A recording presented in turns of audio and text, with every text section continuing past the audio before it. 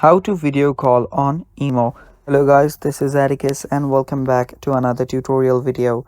In today's video, I'll teach you guys how you can video call on IMO. So without any further ado, let's dive right into it. The first step is you'll need to first have the IMO app.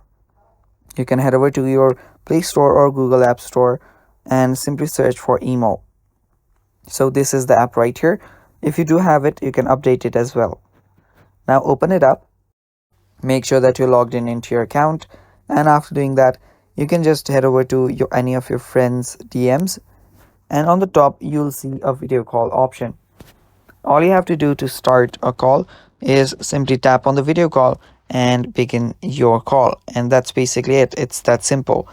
Now for this to happen, you might also have to give IMO access to your camera and microphone, so it will just automatically give you the option to do so whenever you're setting up IMO. And yeah, after that you can start the video call, and that's basically it. Thanks for watching. That's all for today's video. Stay tuned for more, and bye bye.